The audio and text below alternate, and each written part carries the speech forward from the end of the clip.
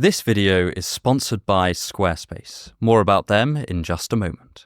Albert Camus is an absolutely iconic thinker. He created absurdism, coined the phrase "imagine Sisyphus happy," and actually made philosophers seem quite cool for a bit. I've already talked at length on the channel about his other works like The Myth of Sisyphus and The Stranger, but today I wanted to discuss, by far, his most controversial book, The Rebel, which tackles what absurdism can tell us about society, politics, violence, and dictators. Obviously, this is a very dense book and I can't cover all of it here. This video will just be a broad overview so that you can decide which parts you might want to delve into more deeply. Additionally, this is just my interpretation of the work, and this is one of those works where interpretations do get controversial, so do take my opinion with a grain of salt. My name is Joe Foley, and this is Unsolicited Advice. 1. Gazing into the absurd. Before we get stuck into The Rebel specifically, let's just recap where Camus' thought came from so that we're all roughly on the same page going forward. The key pillar that Camus' entire thought revolves around is the absurd. This is why his philosophy is called absurdism. And the absurd has a pretty specific meaning in Camus' writings. It is not merely the world's meaninglessness, but the contradiction between mankind's search for absolute objective meaning in the universe and the universe's silence in face of our persistent questioning. This constant tension is what makes life absurd for Camus.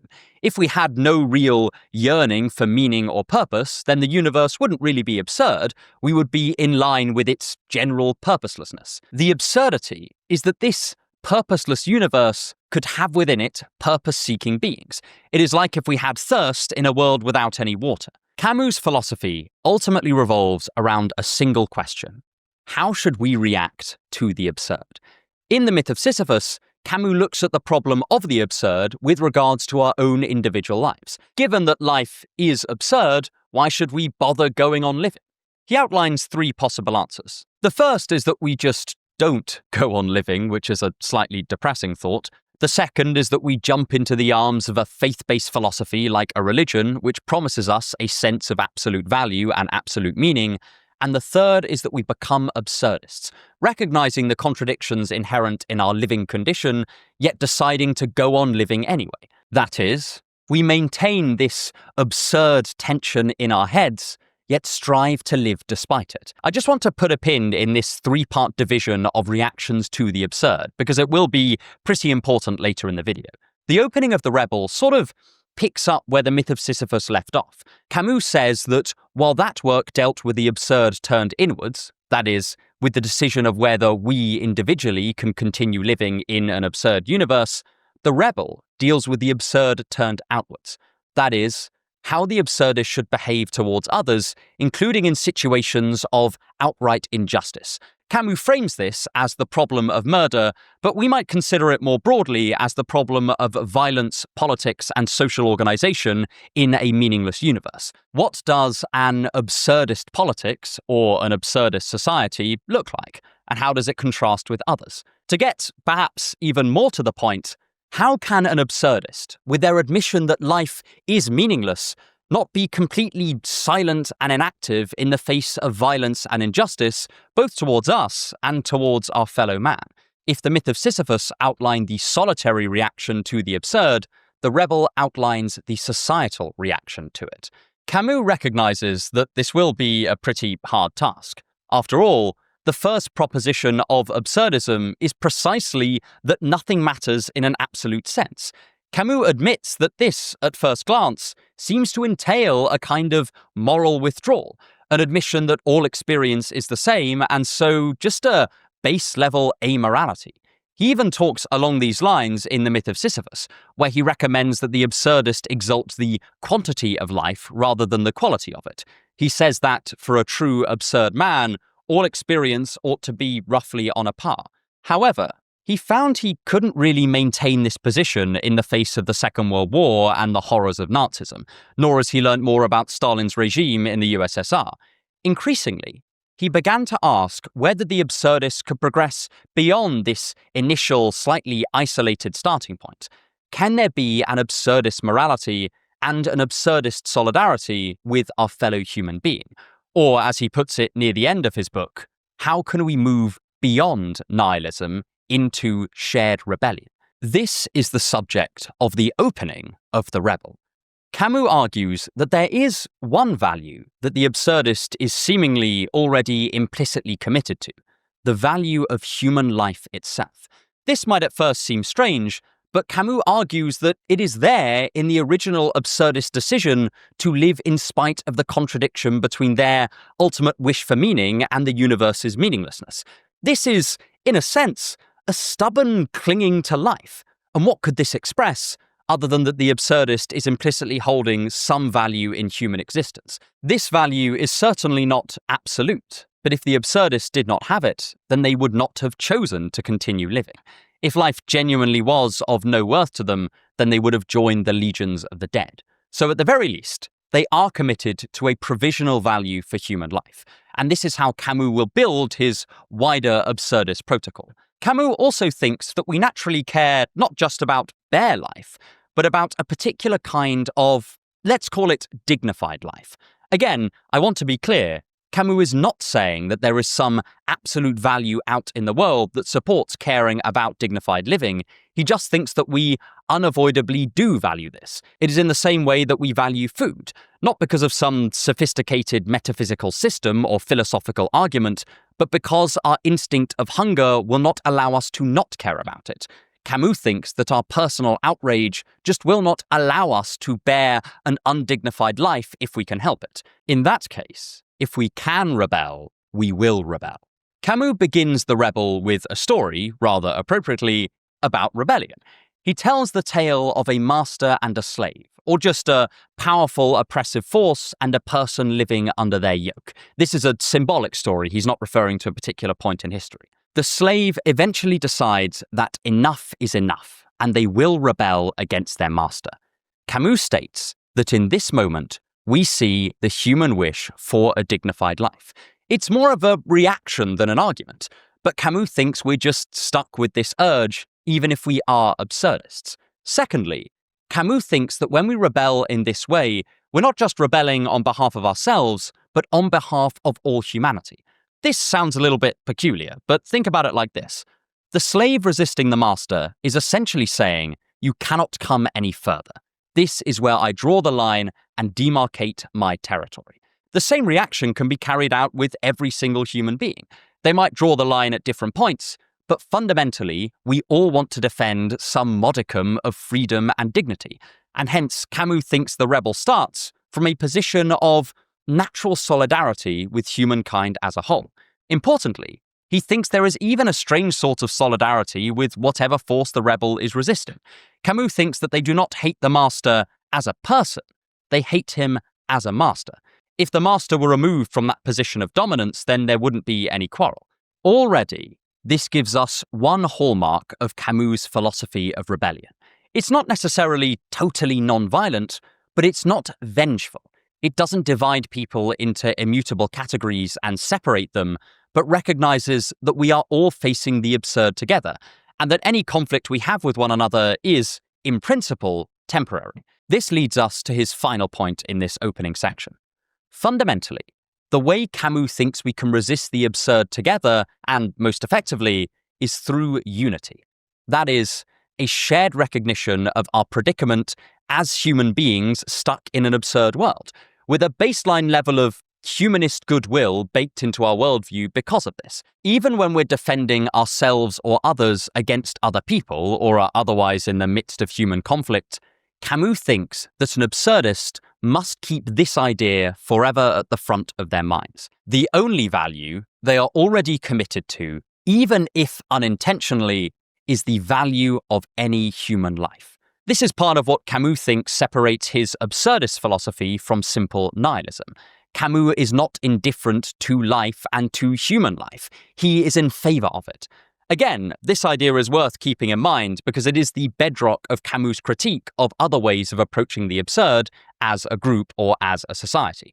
So, with that, let's examine just one of these approaches, which I will call the nihilistic reaction. Though it's worth noting, this is not Camus' terminology, I just think it fits it rather nicely. But before moving on, I want to take a quick moment to thank our sponsors for this video, Squarespace. If you're looking to build a website, then you know it can be a real hassle.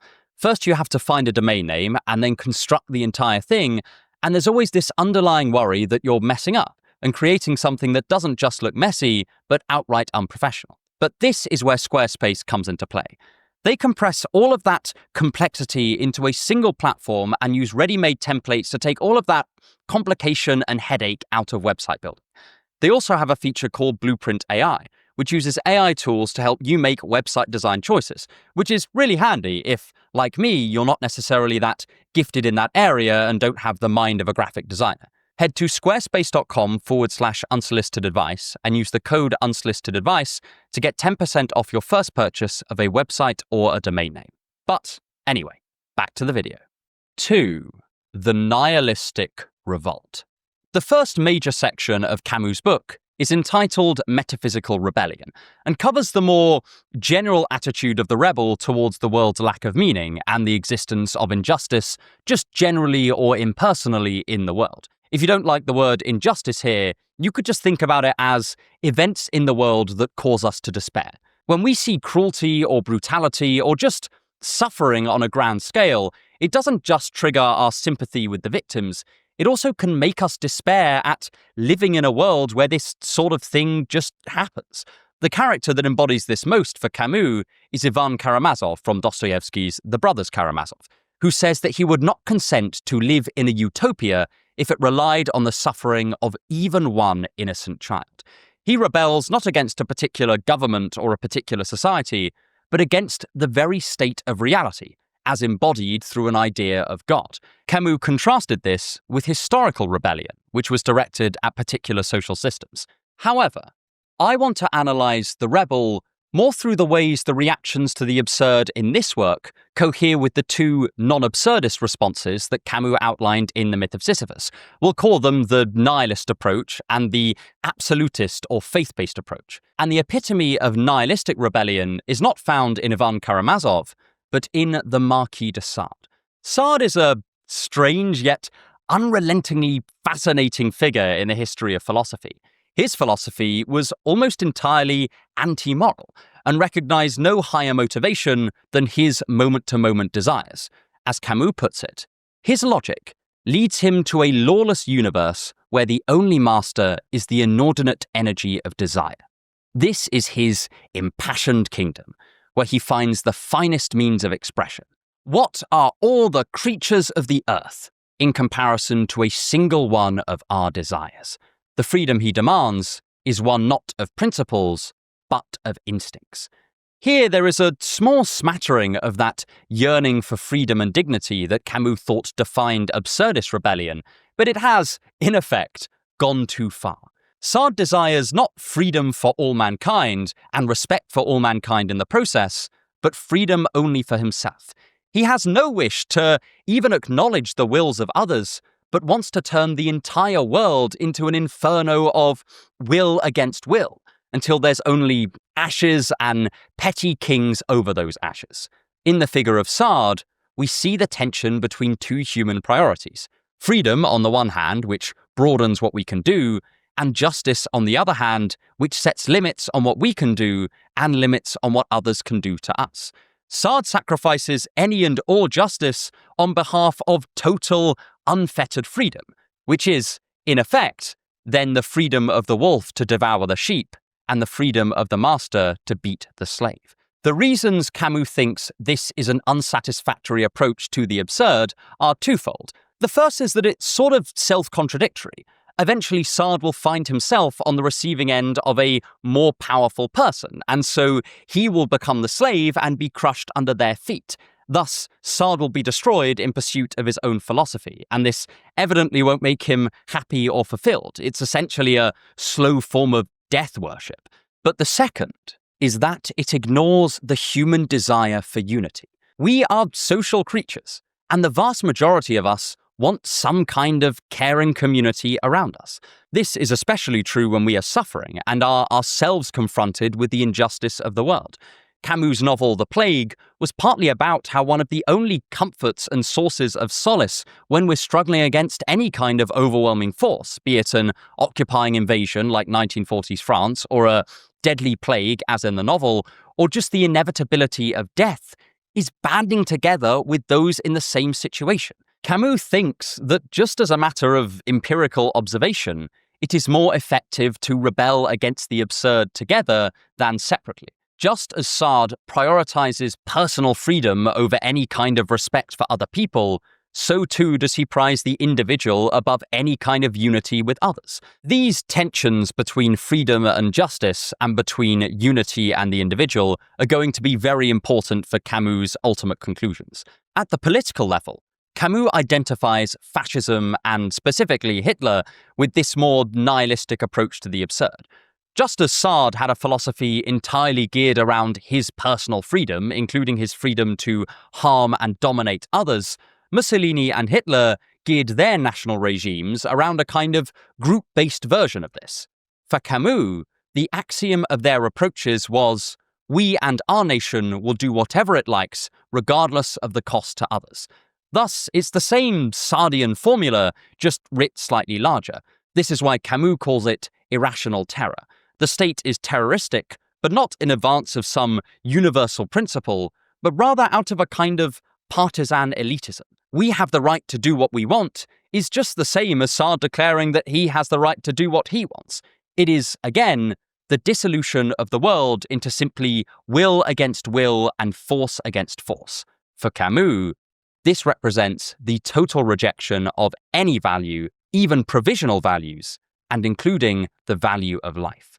One of the reasons he doesn't spend too much time on this kind of reaction to the absurd is because he thinks it's not born of any real philosophy, but is instead the cessation of philosophizing or attempting to reason entirely. In the world of the nihilist, force is the only law, and it's just foolish to quibble about how that force is used. Again, Camus' critique is partly based on the abject failure of these regimes to achieve anything they wanted, and then the destruction they wrought along the way. For him, this nihilistic way of approaching life can only ever really end in defeat for the person advocating it in the long term. Eventually, they will find someone who will overpower them, and their logic entails that they then have no grounds for defense, mercy, or understanding. They were once the shark, and now they are the minnow. Or, to quote another great philosopher, there is always a bigger fish. I want to link this group of people in The Rebel back to the set of approaches to the absurd in the Myth of Sisyphus. I actually haven't come across people doing this much in the literature around The Rebel, so it's quite exciting for me. Essentially, the nihilistic revolt in The Rebel corresponds with the nihilist in the Myth of Sisyphus who decides that their life is of no value and so resolves to end it. The similarities are there in two ways. The first is that both of them repudiate, in the strongest possible terms, any kind of value for human life, even relative or provisional value. And the second is that they are both destructive and self-destructive attempts to confront the absurd in Camus' philosophy. Whereas the nihilist in the Myth of Sisyphus destroys themselves, the nihilist in The Rebel ends up destroying everything, including themselves. Or, if they don't say this explicitly, this is the end point of their philosophy. And again, we see that the nihilist rejects any sort of unity or solidarity with the rest of humanity. In hindsight, I wonder whether Camus would place some of his earlier characters, like Caligula or even Meursault, in this camp. After all, they are characters who took lives with the understanding that nothing mattered anyway, so who cared if someone lived or died? At the very least, Meursault seemed to have this unconscious attitude, and so, in effect, they both do reject the value of human life and were left only with their wills. They are both also incredibly solitary figures who spurn unity with anyone else and make themselves strangers to humanity at large. In this way, The Rebel marks a new stage in a developing absurdist philosophy. Whereas The Stranger almost celebrates a solitary approach to life, and Caligula is somewhat ambivalent about the value of all human life within the context of absurdism, The Rebel implicitly condemns these earlier figures as, at the very least, only giving half the picture. Sure, they did not fall into total despair, but they also did not recognize their shared humanity with the people around them, and to that extent are incomplete absurdists by the lights of Camus' later works. But many of us already have the idea that totally nihilistic approaches to the world are somewhat undesirable. Let's move on to the more unintuitive aspect of Camus' critique, that absolute meaning itself can become undesirable, and perhaps even tyrannical. If you want to help me make more videos like this, then please consider subscribing, either to the channel or, if you're feeling very generous, to the Patreon. The links are in the description. 3. Faith, the absolute, and terror. In existential philosophy, we talk a lot about the troubles of having no meaning. The literature is full of characters that fall into despair from meaninglessness, or otherwise just lose their faith in the world. There's the comfort-seeking emptiness of Nietzsche's Last Man, the declaration of Kirillov that he doesn't care to live, or the melancholic aimlessness of Daseil's protagonists. But it is the characteristic contribution of Camus to point out not just where meaninglessness brings disaster, but where too much meaning, or perhaps excessive confidence in a particular meaning, can be just as destructive. Camus mainly talks about this in his chapter entitled Historical Rebellion, which focuses on the French Revolution and Stalin's regime in the USSR as two examples of absolute meaning managing to bring terror in its wake, rather than human fulfillment or dignity. I ought to say before we get started that this is probably the most controversial part of Camus' book, and it was heavily critiqued by Jean-Paul Sartre at the time, among many others, and it was actually the cause of the two of them falling out. I don't have space to go into the possible critiques here, but I just wanted to clarify that they are there. For Camus, movements like the French Revolution or Stalin's USSR eventually replaced the idea of God with some other, no less absolute value, and in doing so, made it possible to sacrifice real human lives en masse so that this absolute value might be achieved. They thus replicated what he thought were the worst aspects of religious thinking. Camus' relationship with religious faith is pretty complicated. He clearly admired aspects of Christian doctrine and speaks pretty highly of the figure of Christ, but he nonetheless took issue with the absolute authority that religion placed in God's law. He then thought this could allow for the persecution of non-believers, heretics, and others, as this would all be for the greater good of God's future kingdom and his absolute ability to command morality. The idea of an inquisition or of executing dissenters makes a certain degree of sense if it's in service to an absolute value. In this case, that absolute value would be God. And this is what worried Camus about not just religion, but any absolute value system. Take the French Revolution, for example. While he praised their rebellious spirit, Camus thought that the revolutionaries eventually replaced God with the idea of the people as the grounding for absolute value. In itself, this might not have been a bad thing. After all, if the one absurdist value is human life, then this does seem like a pretty good starting point for an absurdist society. However, Camus says that the idea of people's self-determination was quickly replaced by the much more abstract idea of the general will of the people. That is, not so much what the people themselves wanted, but what the revolutionary government thought was good for them and good for France. The figure he uses to exemplify this is Louis-Antoine de Saint-Just, a major figure in the French Revolution. While Camus admired him in many ways, he also thought that Saint-Just became more interested in promoting an abstract idea of a virtuous society and creating a virtuous populace than in representing the genuine will of the people. That is, he'd gone from viewing himself as the humble servant of the popular will to someone worthy of dictating the popular will. The general will became the will of the state, and since now the general will was the value and thus could do no wrong, this gave the state license to do whatever it wanted in the name of the general will. To quote Camus directly, "We are witnessing the dawn of a new religion, with its martyrs, its ascetics, and its saints. But a moment comes when faith, if it becomes dogmatic, erects its own altars and demands unconditional adoration. Then scaffolds reappear, and the masses of the new faith must now be celebrated with blood." This is a prime example of the danger Camus thinks is just inherent in these sorts of inflexible absolute values. If people like Saint-Just merely replaced God as the supreme moral legislator with this abstract will of the people as the supreme moral legislator, then they still have some kind of infallible absolute standard that they can appeal to in order to justify, ultimately, anything they like, be it executions or imprisonments or outright state terror. For Camus, there is too much confidence here in a rigid set of values. His portrait of Saint-Just is far from wholly negative, however. He also praises him as willing to die for his beliefs, and so accepting that his life was forfeit when he toyed with the lives of others. Nonetheless, Camus remains intensely skeptical of absolute values. When a person or group of people have something that they feel justified sacrificing anything to, including any number of lives, Camus thinks that the absolute has shown its tyrannical face. The point Camus wishes to make with the French Revolution is that it had a deeply noble and rebellious ambition to free France from aristocratic rule. It was done in defense of mankind. Yet, at the same time, it managed to recreate aspects of aristocratic rule almost immediately afterwards, and then neglect its solidarity with all people.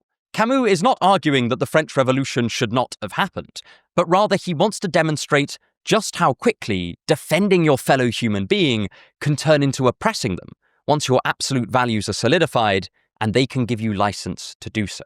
It is a critique both of sanctity and of abstraction. The other example Camus draws upon very heavily is the USSR, and specifically Stalinism. Camus has a long critique of Hegel and Marx, but he's not so much attacking their particular philosophies, but rather how they've been used by others. Camus himself is an ardent socialist and draws on many Marxist-style critiques of 19th and 20th century capitalism. Nonetheless, he saw the idea of a definite semi-utopian end of history that had become popular amongst his contemporaries as a potentially quite dangerous idea, and as embodying the kind of absolute value that he found so very unsettling. Camus' critique here is long and complex, and it's this particular section that drew the most heated critique of the book when it was published, but we'll just give a brief overview here.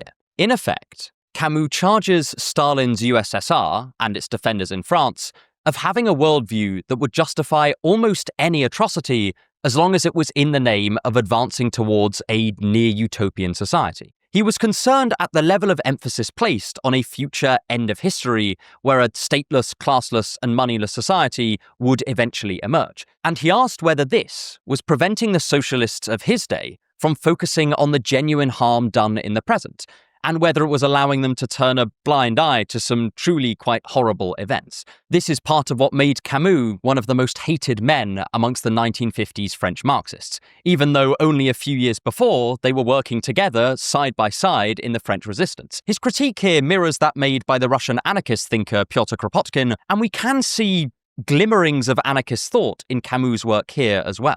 Camus argues that the notion of a future society was all well and good as an ideal to get closer to, but became dangerous when treated as a prophecy that had to be fulfilled. The idea that dialectical conflict within societies would one day draw to a close, and that this would lead to eventual undisturbed harmony, struck Camus as an act of unjustified faith. He argues that even if we were to create a classless society, that would not eliminate other kinds of intersocietal conflict, and that although he does desire an end to class systems, he approaches this from a standpoint of minimizing the pain he thinks they cause, rather than as progressing the arc of history towards some ultimate teleological end. Moreover, just like in the French Revolution, Camus thinks that this end can quickly become an absolute value, and so in turn can justify some pretty atrocious practices.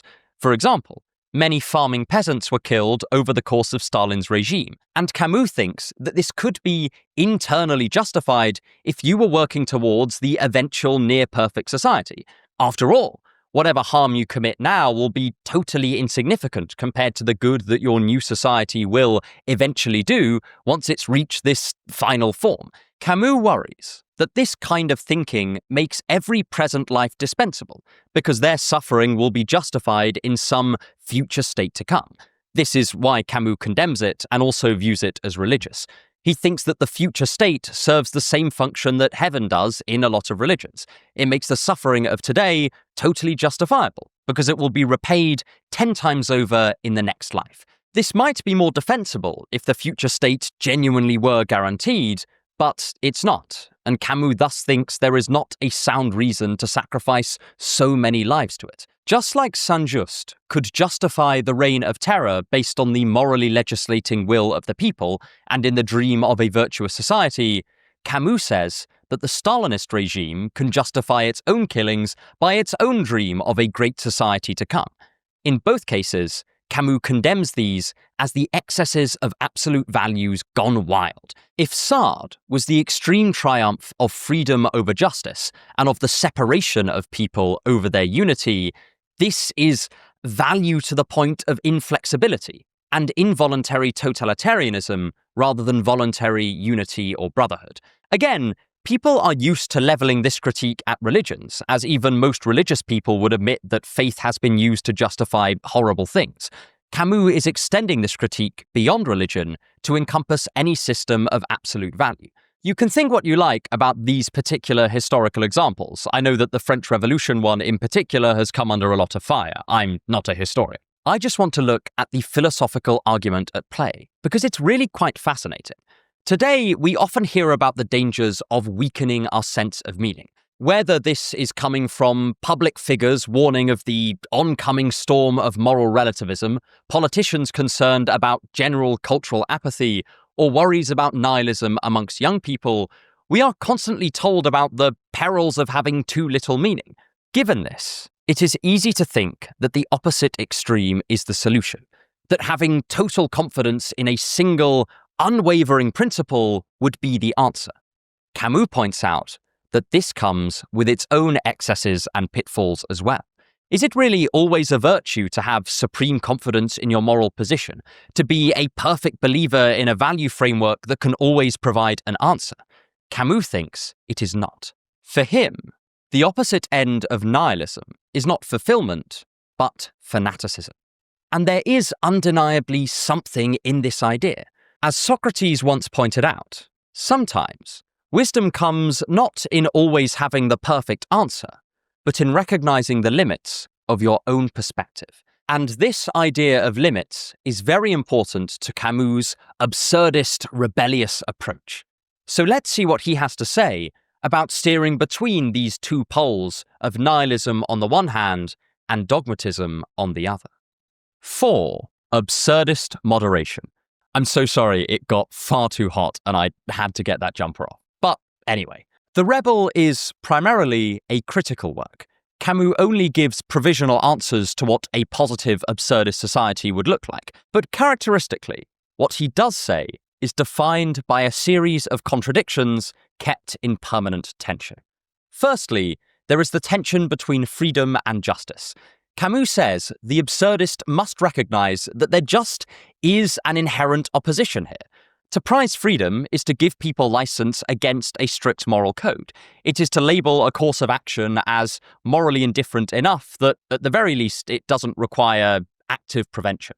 On the other hand, a sense of justice is needed in order to defend people from the freedom of others. A totally free society, for Camus, is only ever really free for the most powerful, and even then only until their power wanes.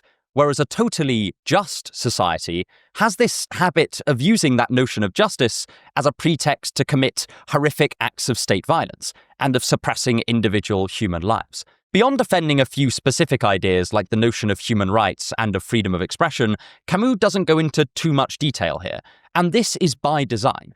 Camus not trying to go back over all of those theories of freedom that liberal and conservative thinkers played philosophical tennis with over the course of the 18th and 19th centuries. He simply wants to note the tension and conclude that we cannot ever think that it has been solved permanently, that the issue of freedom versus justice has been put to bed once and for all. There is no grand theory coming to rescue us, and no abstract ideal that can cover every case of excess freedom or repressive justice. Rather, the absurdist adopts a defensive stance and commits to dealing with these cases as they arise, while remaining intensely conscious of the contextual factors that are inevitably at play. When conflict does occur, Camus is clear that the absurdist is never violent merely for the sake of a promised future or in service to an abstract vision, but only in direct defense of the flesh and blood humans that inhabit the planet alongside them.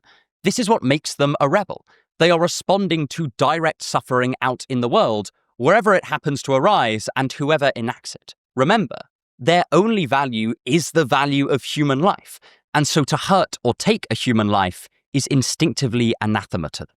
Secondly, Camus' Rebel has a healthy dose of doubt in their own judgment and their own actions, especially when those actions could hurt the people around them. The idea here is to balance another pair of contradictory aims, being confident enough to act and being doubtful enough to ward off dogma with all of its potentially oppressive tendencies.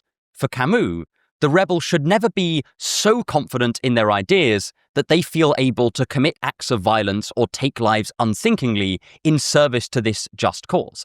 If they are defending someone or defending something, and in the process they have to be violent, this should always be considered an exception to the general rule. Camus is not some naive optimist who thinks there will never be violent conflict, nor is he a total pacifist.